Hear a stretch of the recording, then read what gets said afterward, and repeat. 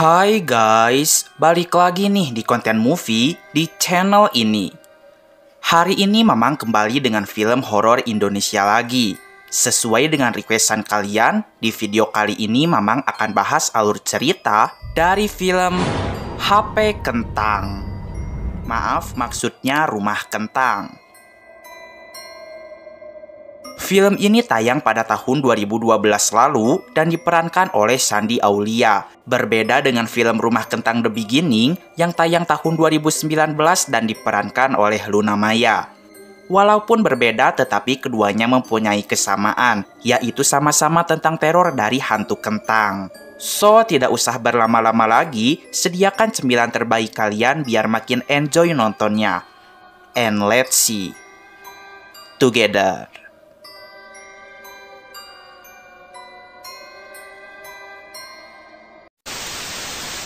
Film ini dimulai dengan seorang perempuan bernama Sabrina yang sedang menyisir rambutnya sebanyak 5 kali di depan cermin dengan ditemani oleh beberapa lilin.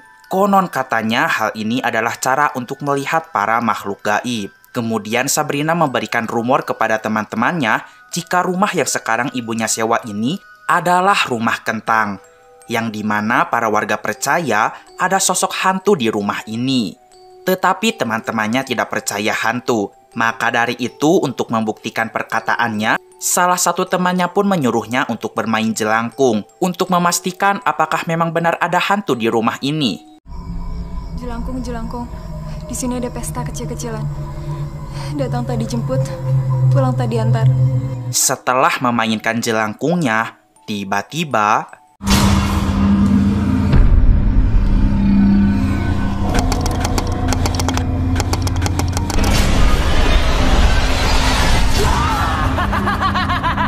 ternyata itu hanya pacarnya Sabrina. Sabrina ngeprank teman-temannya guys. Dan dia seneng banget lihat muka teman-temannya ketakutan. Setelah pacar dan teman-temannya pulang, Sabrina yang sendirian di rumah karena kedua orang tuanya sedang di luar kota, mendengar suara bel rumah berbunyi. Tetapi setelah dicek tidak ada siapapun di luar rumah. Setelah itu ia mencium aroma-aroma kentang di suatu ruangan yang ia belum ketahui sebelumnya. Dan ternyata ada sebuah kuali besar yang sedang merebus kentang di ruangan tersebut. Tak lama kemudian pacarnya menelepon.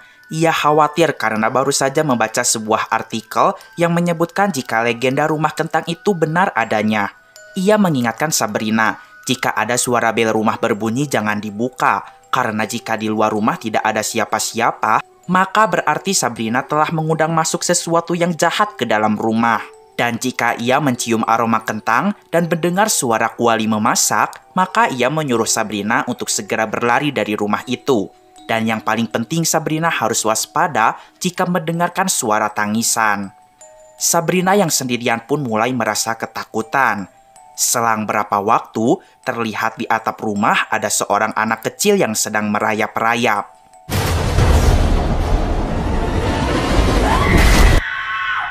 Dan film Rumah Kentang pun dimulai. 3 tahun kemudian, film beralih kepada seorang perempuan bernama Farah. Farah yang baru saja bangun dari tidurnya, tiba-tiba mendapatkan kabar buruk jika ibunya meninggal dunia. Farah yang pada saat itu sedang kuliah di Melbourne harus terpaksa pulang ke Indonesia untuk proses pemakaman ibunya. Bibinya menjelaskan jika ibunya meninggal gara-gara kecelakaan. Adik Farah yang bernama Rika sangat shock atas semua kejadian ini. Ia menjadi pendiam dan tidak mau berbicara. Sekarang keluarga satu-satunya Farah hanyalah Rika, karena kedua orang tuanya sudah tiada. Karena sudah tidak ada yang membiayai uang kuliahnya lagi, maka ia memutuskan untuk berhenti kuliah di Melbourne dan mencari kerja saja di Jakarta untuk menghidupi adiknya yang masih SMA. Di satu sisi Farah pun merasa kebingungan karena rumah sewaan ibunya sebentar lagi akan habis waktunya. Sedangkan ia tidak memiliki cukup uang untuk memperpanjang biaya sewaan. Tapi di sisi lain, ia merasa sangat beruntung karena ternyata ibunya memberikan warisan kepada anak-anaknya, yaitu sebuah rumah mewah di Jalan Dharma Wangsa yang ibunya beli sejak 10 tahun yang lalu. Awalnya rumah itu akan diinvestasikan oleh ibunya karena berada di daerah yang mewah. Dan sebenarnya sudah berulang-ulang kali rumah itu coba dijual, tapi sampai sekarang belum laku juga. Karena ada rumor dari para warga jika rumah ibunya itu adalah rumah kentang. Sebenarnya 3 tahun yang lalu sempat ada yang menyewa rumah ibunya. Namun hal itu tidak lama karena terjadi insiden. Karena tidak ada pilihan lain, dengan terpaksa Farah dan Rika akan pindah ke rumah ibunya yang katanya rumah kentang itu. Tapi Farah tidak percaya dan menganggap legenda rumah kentang itu hal omong kosong semata.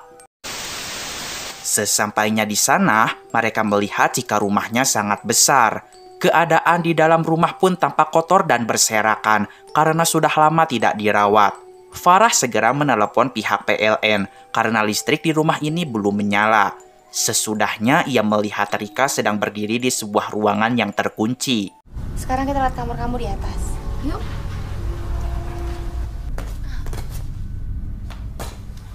Pemandangannya langsung ke halaman rumah. Kamu suka?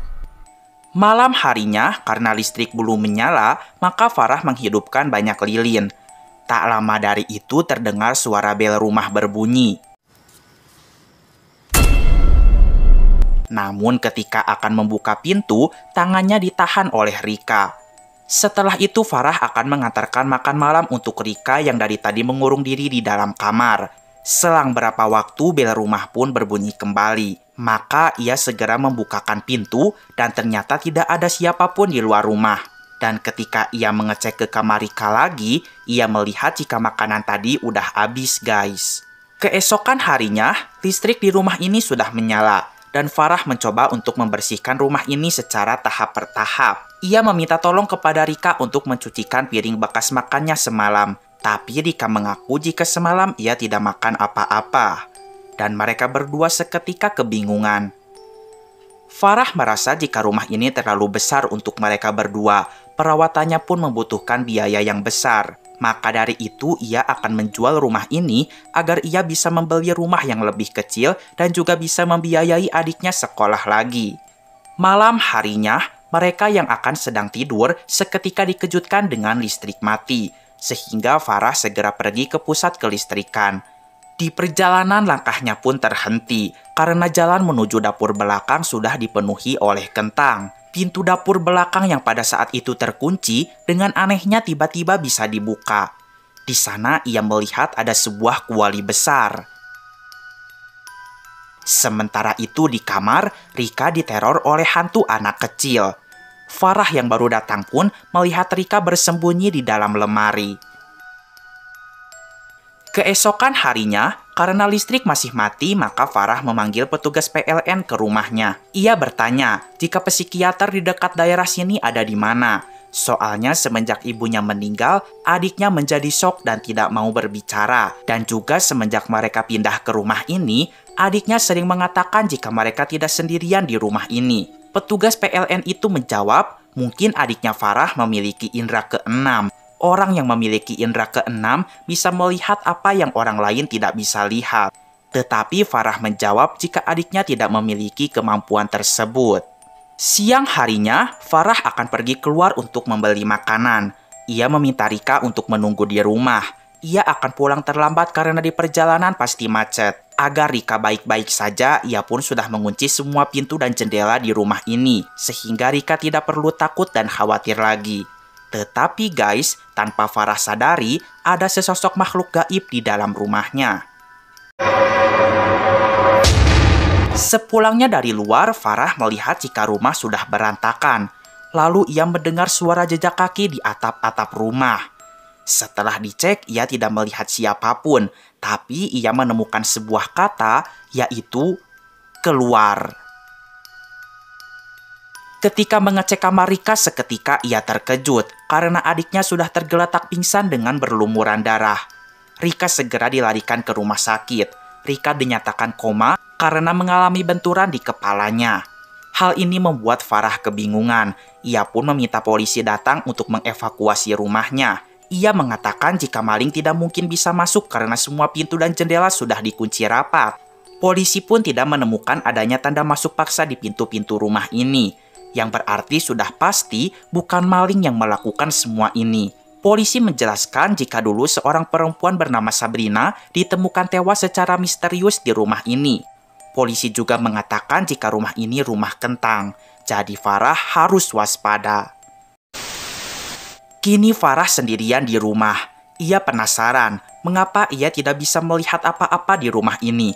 Maka berdasarkan cerita polisi, ia akan melakukan ritual yang sama seperti Sabrina, yaitu menyisir rambut sebanyak 5 kali di tengah malam dengan ditemani oleh beberapa lilin di depan cermin. Hal ini bertujuan agar ia bisa melihat hal tak kasat mata. Setelah melakukan ritualnya, ternyata ia masih belum bisa melihat hantunya, guys. Keesokan harinya, supaya lebih rapih dan bersih, maka Farah membersihkan kolam renang dan juga membereskan kentang-kentang yang berserakan di area dapur belakang. Pada malam harinya, ketika ia akan masak untuk makan malam, seketika gas habis, sehingga ia akan masak di dapur belakang karena ada kompor di sana. Ia segera memindahkan kuali besar itu ke samping, tapi tiba-tiba kualinya sudah ada di atas kompor lagi. Ia terkejut karena api tiba-tiba menyala dan kuali besar itu terlihat sedang merebus sup kentang. Kentang-kentang yang ia bereskan pun kembali berserakan di lantai. Setelah kejadian aneh itu, ia mendengarkan suara piano berbunyi. Ternyata yang memainkan pianonya adalah hantu anak kecil itu.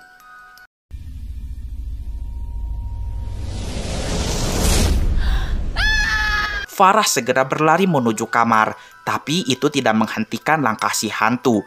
Hantu itu pun membanting Farah hingga terjatuh ke kolam renang.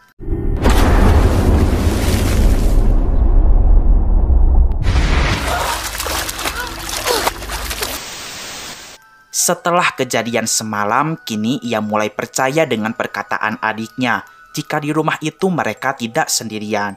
Beberapa hari kemudian, datanglah satu keluarga yang akan membeli rumahnya Farah. Sini, kita udah janjian ya. Langsung aja saya lihat rumahnya sekarang, boleh? Ya? Maaf Ibu, rumah ini belum siap untuk dijual. Farah rasa jika untuk saat ini ia belum siap menjual rumahnya karena masih ada beberapa masalah. Namun mereka semua tetap kekeh pengen lihat-lihat rumahnya karena rumah ini sangat besar dan mewah. Empuk banget kursinya. Ayo duduk, Mbak. Ayo duduk. Mereka pun berani membayar mahal untuk membeli rumah ini. Tapi setelah melihat aktivitas gaib dari hantu si bocil, maka seketika mereka semua lari terbirit-birit keluar dari rumah tersebut. Teror dari hantu anak kecil itu kini semakin nyata. Farah terus-menerus diganggu, sehingga ia tidur di pondok depan rumah walaupun keadaan sedang hujan. Keesokan paginya, Farah terbangun karena suara dering telepon. Ternyata telepon itu dari pihak rumah sakit yang meminta Farah untuk segera menyelesaikan masalah administrasinya Rika. Farah kebingungan harus bayar pakai apa, dan ia sangat bersedih. Tak lama dari itu terdengar suara ketukan pintu. Ternyata itu Arman, pacarnya Farah satu angkatan di Melbourne. Ia rela pulang ke Indonesia karena khawatir dengan keadaan Farah. Telepon dan SMS pun tak pernah Farah balas. Farah meminta maaf karena selama ini ia meng-silent handphonenya. Lalu ia pun mengaku jika ia dan adiknya mendapatkan teror dari rumah ini. Sekarang ia merasa sedikit tenang karena ada Arman di sampingnya. Dan Arman juga telah membayar lunas biaya pengobatannya Rika. Pada saat sedang berendam di bathtub, Farah merasa ada kentang yang bergelinding ke arahnya.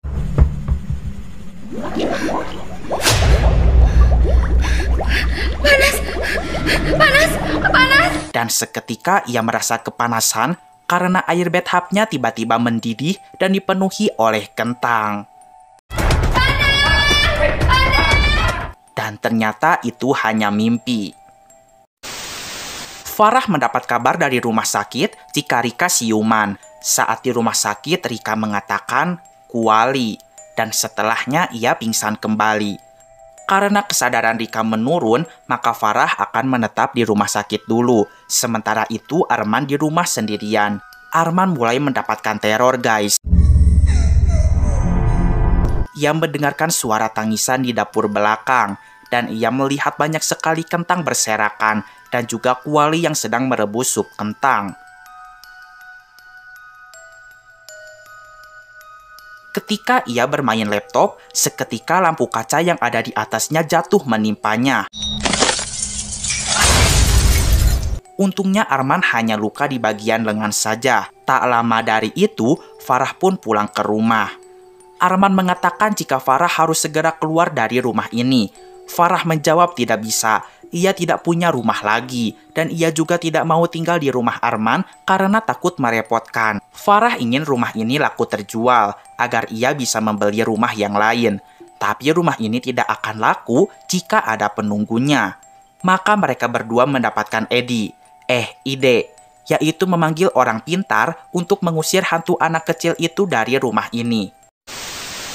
Orang pintar yang mereka panggil pun akhirnya datang. Ia bernama Pak Arif. Pak Arif meminta mereka menunggu di luar rumah dan ia segera menerawang isi rumah ini.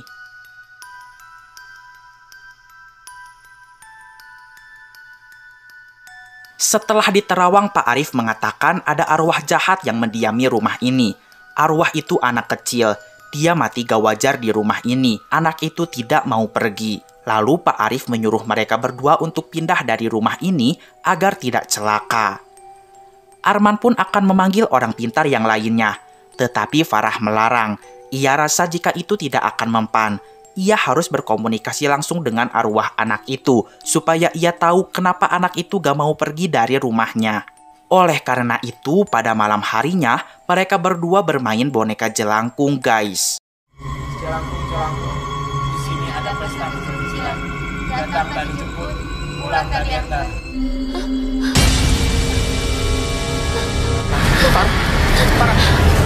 Farah mendapatkan penglihatan jika ternyata dulu anak itu tinggal di rumah ini. Pembantunya gak suka sama dia, sehingga pembantu itu masukin dia ke dalam kuali yang pada saat itu sedang merebus kentang. Karena pembantu itu takut ketahuan dan tidak mau dipenjara, maka si pembantu menjadikan anak itu sebagai sup daging kentang. Pembantu itu memberikan supnya kepada semua keluarganya. Sampai sekarang keluarganya tidak tahu keberadaan anak itu. Dan tanpa mereka sadari, jika selama ini mereka telah memakan anaknya sendiri. Karena kematiannya yang gak wajar dan tragis inilah yang membuat anak itu jadi arwah jahat. Dia udah anggap rumah ini sebagai rumahnya. Jadi dia gak akan suka sama orang yang tinggal di rumah ini. Arman berpikir jika anak itu mati di kuali, maka mereka harus menguburkan kuali itu dengan layak, supaya arwah si anak jadi tenang. Mereka segera menguburkan kuali tersebut.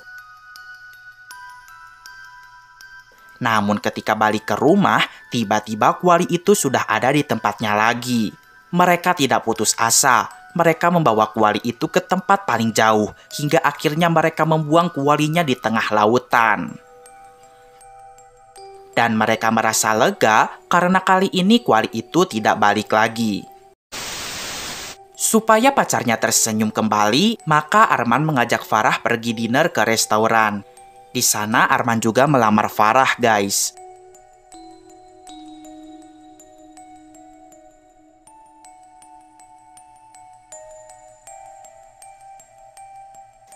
Kini kondisi Rika mulai membaik. Farah pun memberikan kabar jika kuali di dapur belakang sudah dibuang, sehingga tidak akan ada teror dari anak kecil itu lagi. Akhirnya rumah pun laku terjual, sehingga besok mereka akan pindah rumah. Namun ketika malam hari, Rika merasa ada sesuatu yang aneh. Ia segera menuju dapur belakang dan melihat jika kuali itu memang sudah tidak ada. Tapi seketika ia hampir terpeleset karena tiba-tiba sudah banyak kentang berserakan di lantai. Dan kuali itu pun balik lagi ke tempatnya. Arwah anak itu marah karena mereka semua telah berusaha mengusirnya dari rumah ini. Arman pun terbanting, terpental, terdorong, terseret hingga ke dapur belakang. Dari dalam kuali, hantu anak kecil itu muncul dan langsung menerkam Arman. Farah melihat jika Arman sudah tewas di tumpukan kentang-kentang. Ia dan Rika segera keluar dari rumah ini dengan memecahkan kaca jendela. Untungnya ada taksi yang lewat, guys, sehingga mereka langsung menaikinya. Namun taksi itu malah masuk ke dalam rumah Kentang. Dan setelah dilihat-lihat, ternyata taksi ini tidak ada supirnya.